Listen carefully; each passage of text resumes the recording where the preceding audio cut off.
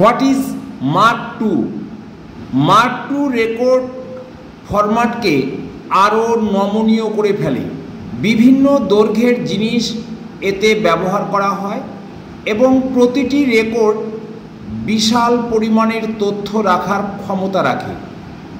এএসইআর 2 এর মাধ্যমে পাওয়া সকল ধরনের তথ্য ছাড়াও এতে কতগুলো বিশেষ ধরনের এলাকা যেমন ডিডিসি অর্থাৎ ডিউই ডেসিমেল ক্লাসিফিকেশন স্কিম এবং এলসি লাইব্রেরি অফ কংগ্রেসের তালিকাকরণ নম্বর, এলসি বিষয়ভিত্তিক শিরোনাম, প্রেসিস বিষয় ইন্ডেক্স, এন্ট্রি সমূহ ইত্যাদি রয়েছে।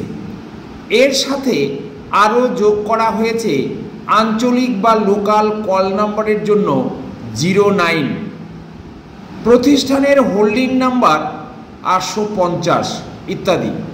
ইউএস, ইউকে এবং অন্যান্য উন্নত দেশগুলি এমন একটি মেশিন রিডেবল ক্যাটালগ ফরম্যাট তৈরি করতে আগ্রহী বা আন্তর্জাতিক পর্যায়ে বিবলিওগ্রাফিক ডেটা বিনিময়ের ক্ষেত্রে সবাই একইভাবে ব্যবহারে সক্ষম। এই ধরনের একটি বিনিময়কারী ফরম্যাট তৈরি করা হয়, একে নাম দেওয়া হয় মার্ক টু।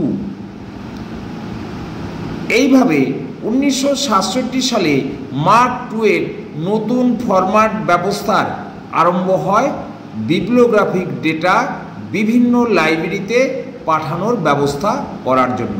Thank you.